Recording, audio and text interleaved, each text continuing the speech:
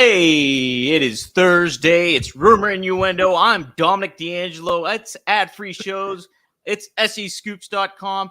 It's Robert Karpelis, W Creative _ish. I almost screwed up your username, and I haven't done that in a while. Hey, Robert. It's been a little while. It's nice to have you here. In case you hear in the background, Dom's got birds chirping.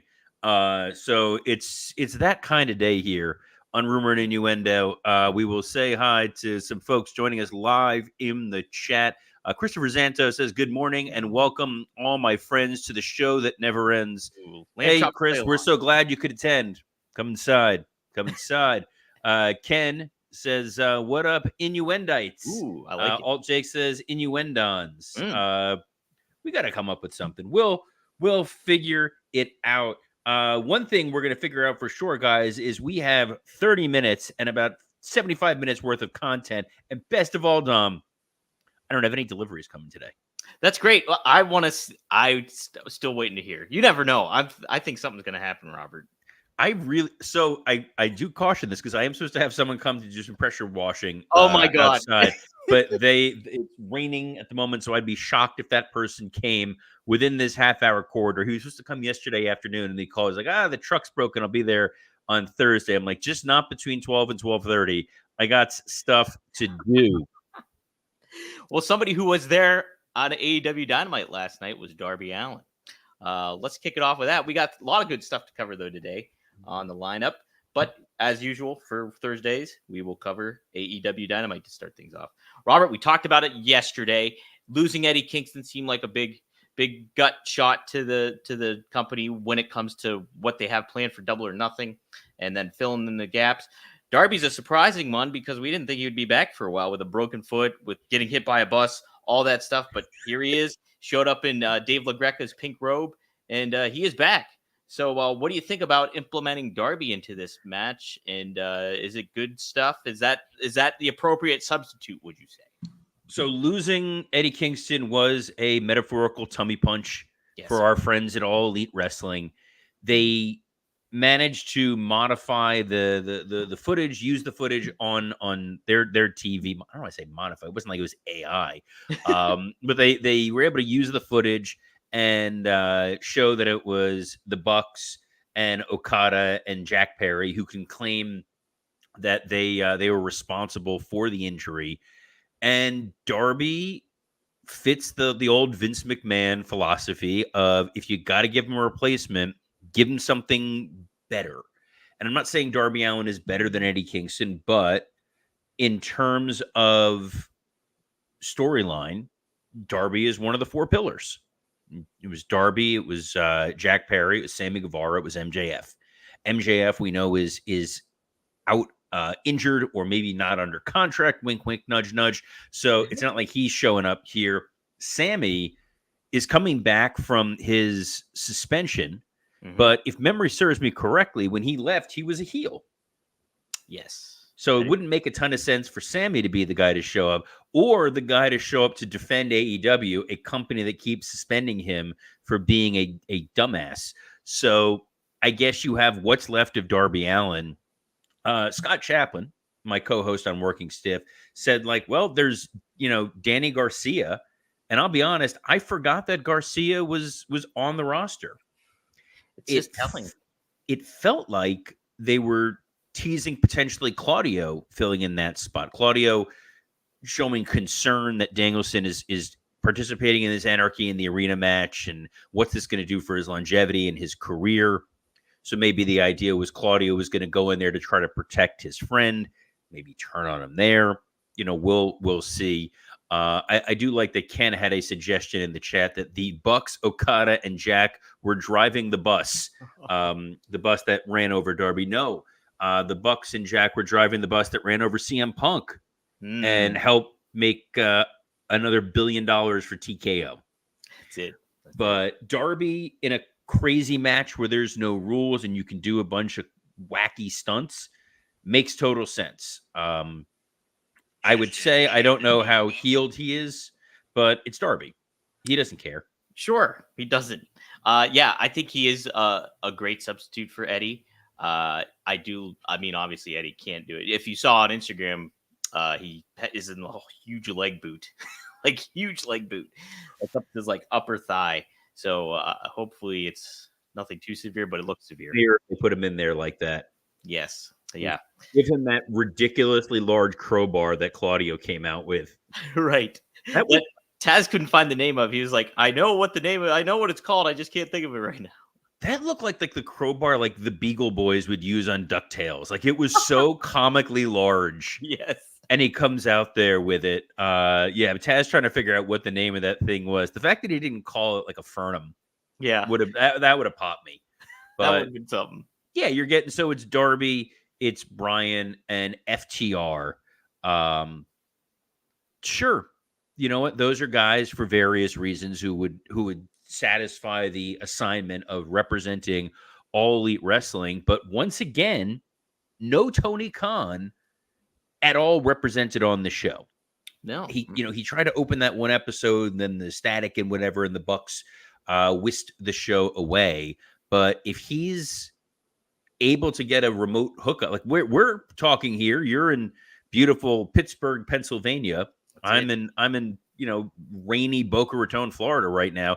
We're able to communicate. We're able to talk to the thousands of folks who are joining us live across the globe. There's no reason Tony can't do that. Is he afraid of the Bucks? Is he cowering? Is he in a coma? What's going on, man? I don't know. Free Tony. We need an authority figure that's not Tony Khan there to kind of regulate a little bit. But what did you? I guess this will lead us into our other topic of Christopher Daniels being fired. Let go. Future endeavored after the tag match. What do you think of that, Robert? So yesterday, people who look suspiciously like you and I were going over the AEW preview. And we're like, why on earth is it Christopher Daniels and Matt Sydal in a tag eliminator match? Yeah. We knew there was going to be some kind of storyline. The storyline here was that Christopher Daniels was subsequently fired after the match was over. There is no reason, all due respect to Sydal, who I think is wildly talented. When he was Evan Bourne, he was completely underutilized. Yes. And all due respect to Christopher Daniels, who's just a dude who loves wrestling. There were a number of tag teams you could have put in that match. Could have put Top Flight in there. Could have put Private Party. I think they're a thing. Could have put fill in the name of a babyface tag team that could have gotten some exposure. The Acclaim. I wouldn't use the Acclaim. I think they're a little too big. But there's teams that you could have put on there who aren't doing anything. And have the Bucks cheat to win. And then after the match, the Bucks are attacking these guys. And Christopher Daniels, as an AEW executive, comes running out there to try to break it up, which you see on Raw all the time. And that is what provokes them to say, how dare you stop what we're doing? You're fired. You accomplish all your goals. Instead, you gave the audience a match that was a foregone conclusion. And a lot of AEW Dynamite was a foregone conclusion. That doesn't make it unfun to watch. Doesn't make it bad, but there was no compelling stakes. And it's not the idea of we never really know who's going to win a match and whatever, but it's like, if you know it's going to be Yokozuna against Barry Horowitz, you got a pretty good idea what that finish is going to be. Right. And we all love Barry Horowitz, give him the pat on the back here, but you knew what you were getting as soon as you went into it. So it doesn't make for really dramatic, compelling television, in my opinion. Yeah. It's okay. Like, yeah, you feel for Daniels and all that kind of thing, but I don't know. It's just that I don't like, and I said this yesterday, I don't like the eliminator matches. And sure enough, none of those eliminator matches meant anything because we'll cover Swerve. That match didn't end up doing anything. And then same with this one. And we got Daniels fired. It just kind of seems a little. Now, I thought overall Dynamite was a good show. And I think they're taking the right steps in the right direction where they're giving you storytelling elements to follow along and enjoy. There's still a little bit of holes in what they're trying to do, I think. And the execution of it all kind of feels a little like not next level storytelling. It's like they're storytelling, but it's just like basic paint by numbers pro wrestling storytelling going on right now. Sometimes it feels like playing the old SmackDown games. You're playing storyline mode. Yeah. And it's just, well, we need to have these guys fire someone for a reason.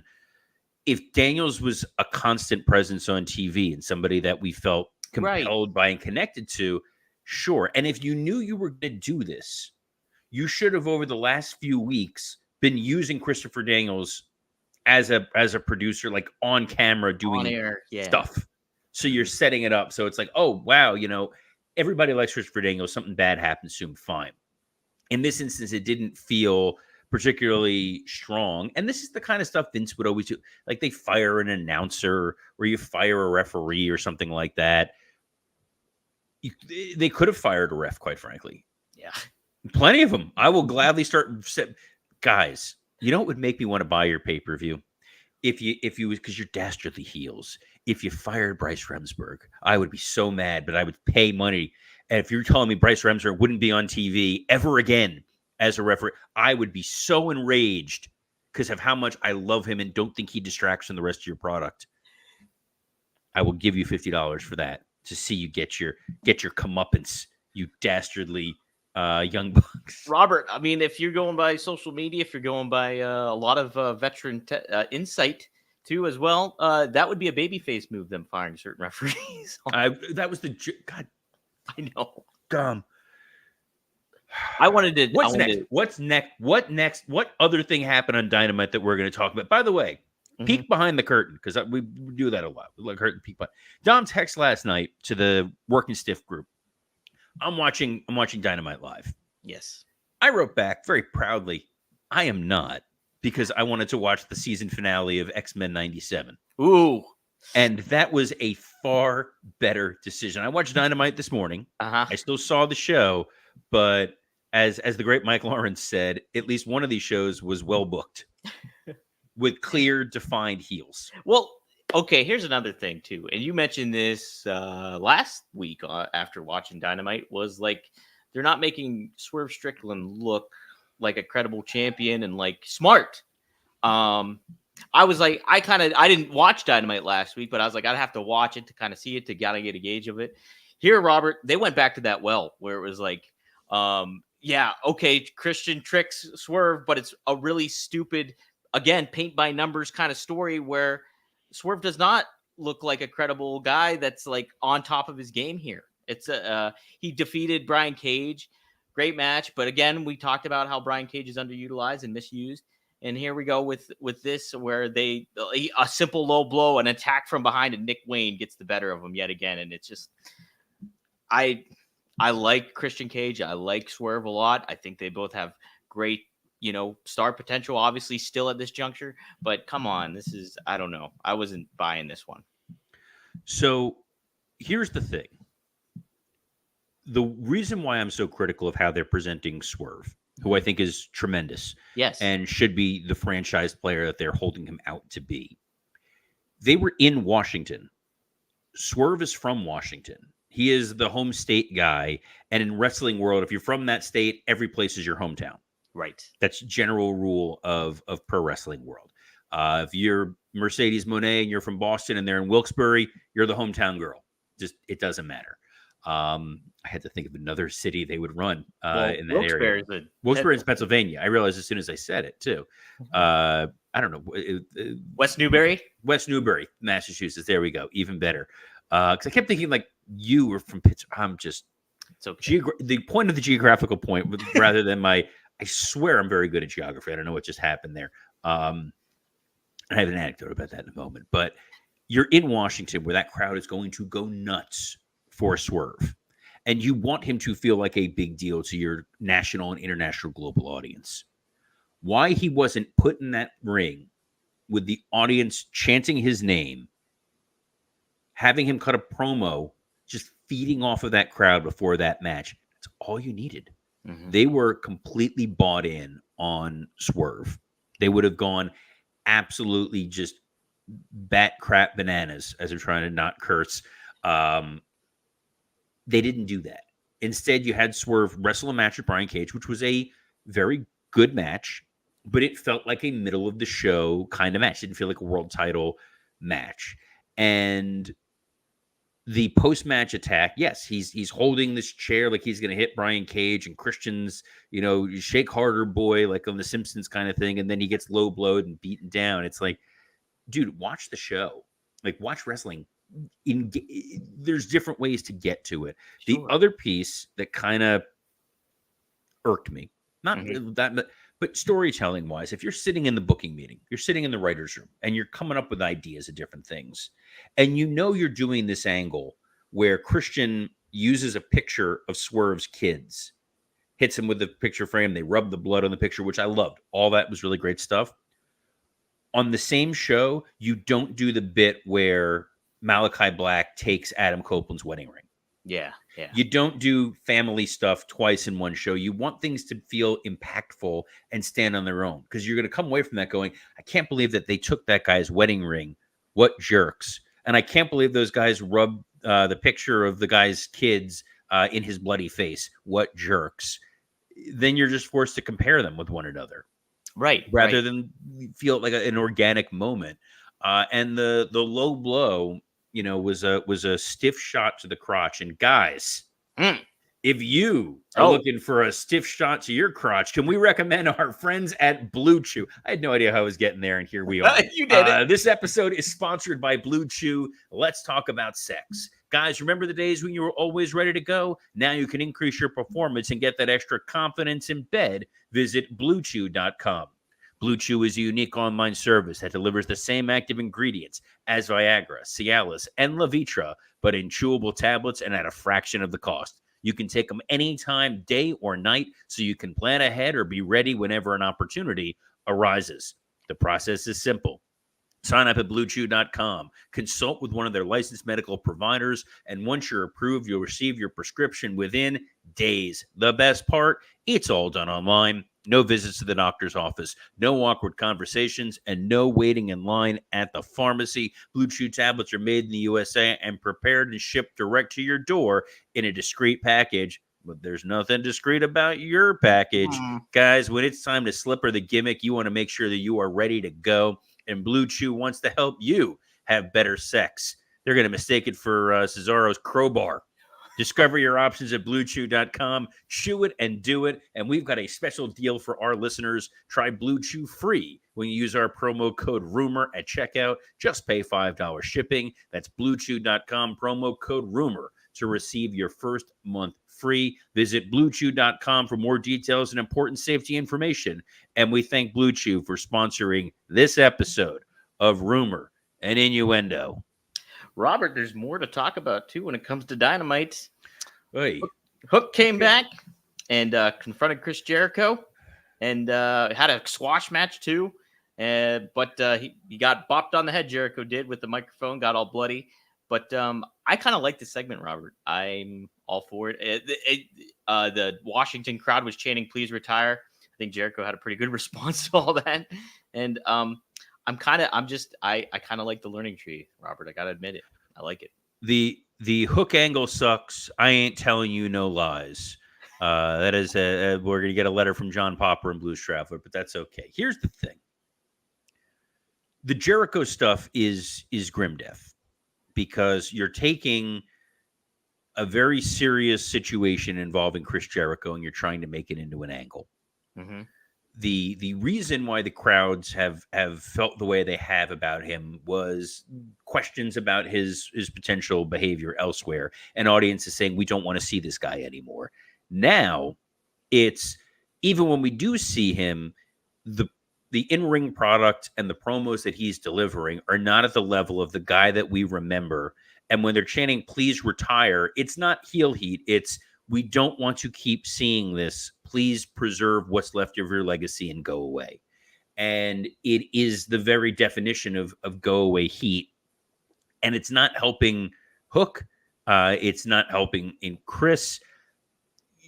It just feels like a mess, in my opinion. Like, I knew it was so bad that even Scott Chaplin, who loves AEW, was like, "Oh, this was absolutely just awful."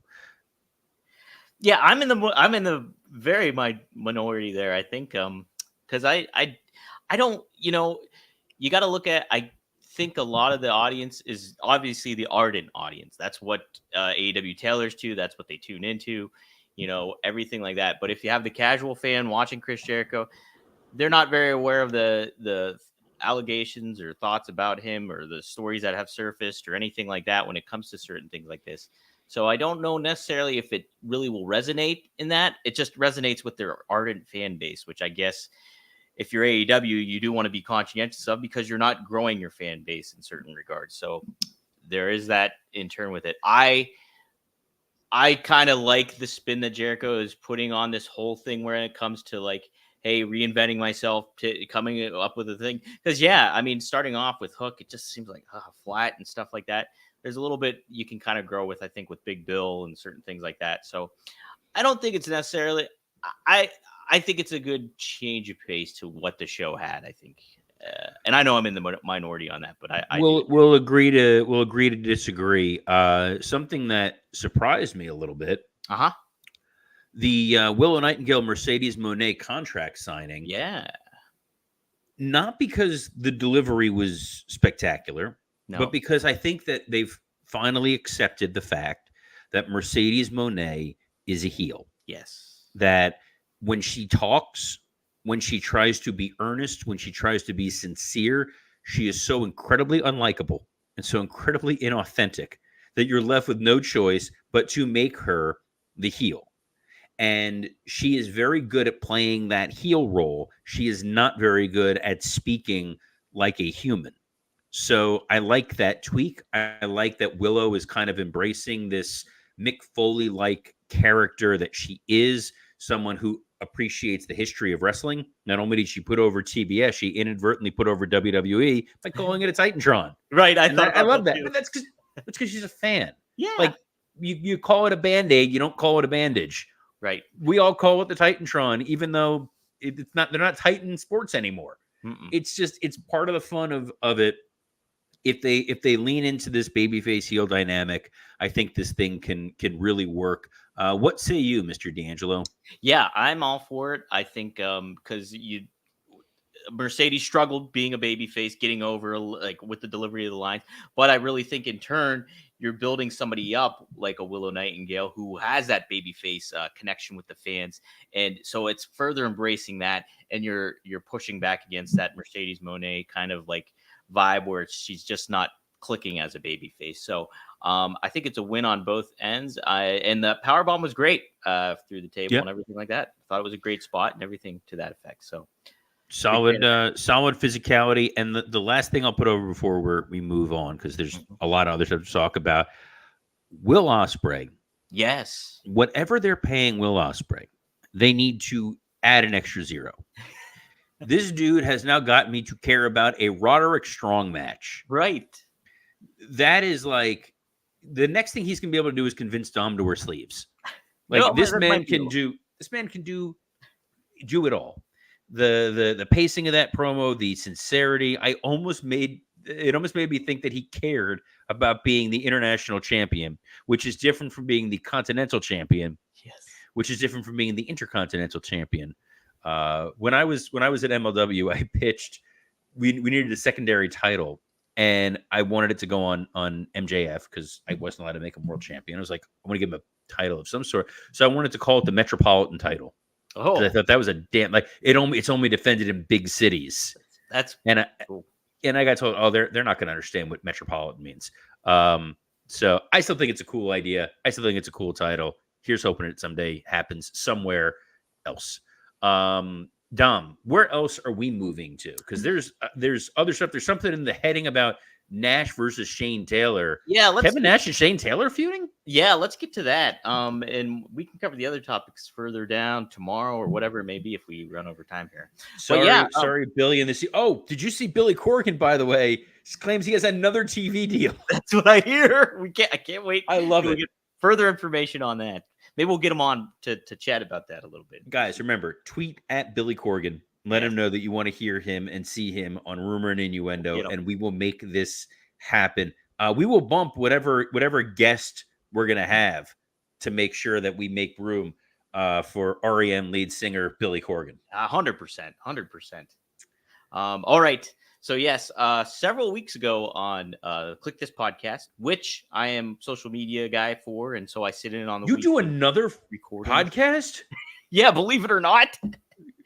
So, which, by the way, you're doing a hell of a job on the social media for that I was unaware that you're even doing. Oh, you didn't even know? You legit didn't know? Oh, I didn't know. Okay. Ooh, how about that? That's another show I used to I know. Again, there's the God. roster of people that you have under you. It's amazing. It's a who's who of who cares. Anyway, what did you do at Click This? So, which obviously I listen to every week. Is it a weekly show? Yeah, it's a monthly. Weekly show. Love it.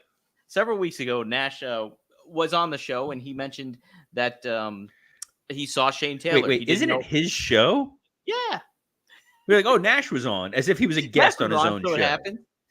He was on the show, and he mentioned Shane Taylor. He didn't know who Shane Taylor's name was. It was when Shane Taylor took on Orange Cassidy, and he called him the pear-shaped guy.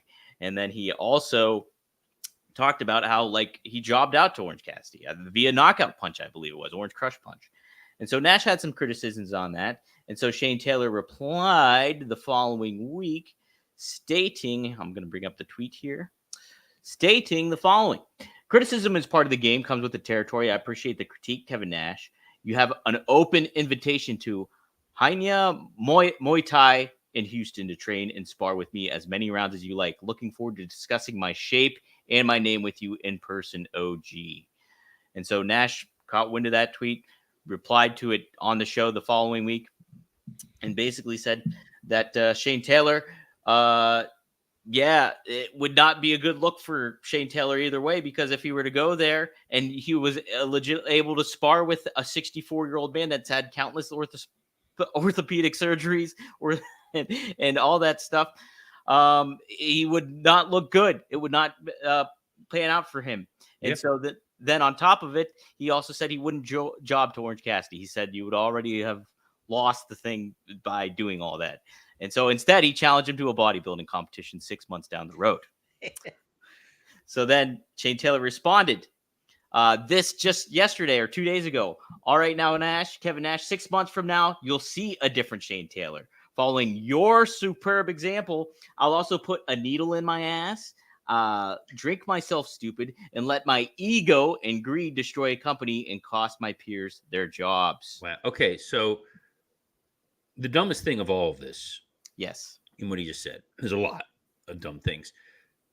Nash was the reason Nash became a champion in the WWF was because of the post-steroid trial. Yes. And they wanted to promote a guy that was clean. And because he was tall and imposing, they put the championship on him. Yeah. So there's lots of stuff you could take shots at for Nash, but that's not the first one I would go with. No, and Robert, to your point, Nash responded, and he had the following to say. The wrong window popped up here for me, but give me a second. He had my weird David Letterman laugh, by the way. That was a David Letterman laugh. I'd actually be happy if you had blood work done. Funny, I got my push in the WWF because I was the biggest guy clean. Have never flunked a test for steroids and no longer drink. I'm a marked statement of shutting down a company. I also caused the sale of the Braves, Hawks, and Thrashers. Obviously, the most influential person in our industry. So there's the Kevin Nash's thoughts on that.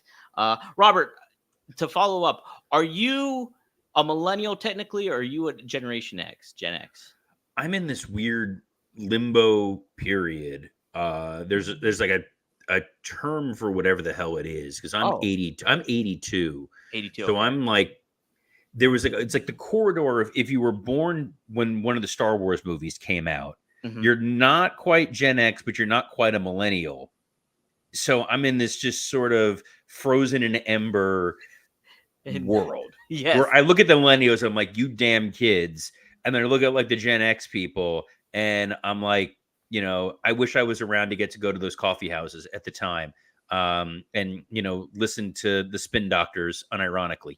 Well, so the reason I say that is because I am a millennial, and so is Shane Taylor.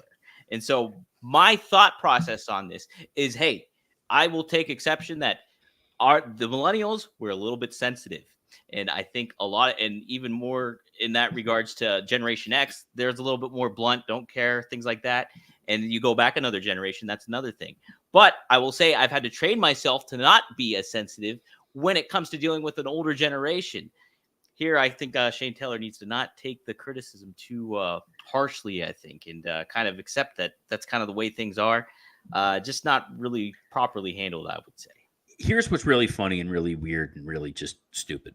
Mm-hmm. Shane Taylor, it is no secret if you see Shane Taylor, the way he is shaped and the way that he looks is not that of a traditional professional wrestler. Right. Nash is correct to point out that Shane Taylor doesn't look great. And there are larger wrestlers right now, Bronson Reed, Otis, who are being presented as legitimate threats despite their size. They still look impressive. Shane Taylor looks like a lava lamp in some degree. And rather than embracing that, owning that, and saying, yeah, okay, I have this unconventional look, but I'm still able to go, he wants to sit here and pick a fight with Nash about it, where he's going to look dumb. And Nash at some point is going to point out, like, dude, when I was champion, I had a feud with Mabel.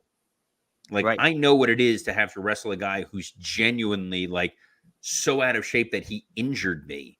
And I feel like at his core, Nash is kind of being a jerk, but he's also kind of wanting to help people, like, get better. Yeah.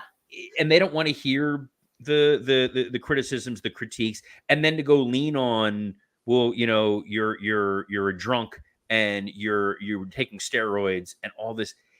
It doesn't make anybody look good, because it's not going to make anybody any money. I take that back. It's not going to make Shane Taylor any money. What it did is it got us on this show talking about Kevin Nash's Click This podcast that apparently you work for, had no clue.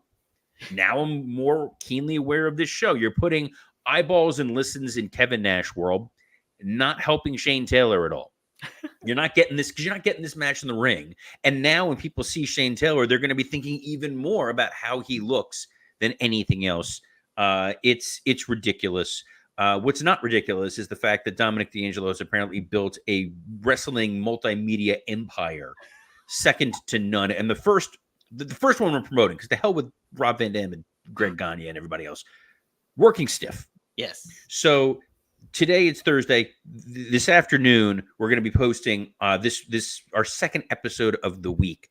This one is myself, Scott Chaplin, and Mike Lawrence. And we didn't really know what we were going to talk about at first. We knew we were going to talk Dynamite. Mike and Scott talk about, they both worked on the Tom Brady roast. Mike was literally there, talks about being in the writer's room, talks about working with the talent, the similarities between wrestling and football. It's one of the best episodes I think we've done. I think this and the companion piece we dropped on Tuesday with me and Dan St. Germain covers the entire gamut of what it is that we want to do as a podcast. It's a hell of a lot of fun. It is well worth your time to go check this out. It will be up later on today. Go out of your way to check it. You can also go to rvdtv.com every Monday at 4:20 p.m. Dominic D'Angelo talks to the man himself, Rob Van Dam, who has yet to be a guest on this show, by the way. They break down all the exciting things. He's also got Straight Talk with the Boss, Greg Gagne and Magnum TA. They talk about Magnum TA's car accident. You've also got a Bill Alfonso show. Yes. Called Right Down the Middle. Called What the Fonz. I don't know what it's called. Oh, Right Down the Middle, Daddy. Right down the middle. Right down the. I was so close to. I used to do this all the time to Scott when he would do his plugs at the end, and I would mess up what his name of his other podcast was, like, because one was called Garbage Days and one was called Out for Smokes, and I just would conflate them and mess with them. There's a lot of talk in the chat right now about what we are. If we're Xennials, there's the Goonies generation, elder millennial. I like Goonies generation. I'll take that. Hey, you guys. No. I guess I wouldn't be that though. No. Goonies is a fine film, but that is not the film that defines our youthful generation. You went Back to the Future, Robert. That's what I'm a huge Back to the Future mark. Actually, my dog is literally named Marty McFly. That's fantastic. It's his first birthday tomorrow. So, wow. Having a big celebration for a dog. That's great. I love that dude. I love that dog. He can do no wrong. He's the best, even if he made a cameo appearance yesterday, because I thought I muted my mic and apparently I just muted my headset. So you guys heard Marty barking as people were trying to move the bed out of the room. But dude, we are so over on time. I mean, it's like Dynamite last night. Yep. Overrun, baby. It's an overrun. So on behalf of the busiest producer in all of wrestling to have not yet been fired by the Young Bucks, Dominic D'Angelo, I'm Robert Karpelis. Best of luck in your future endeavors.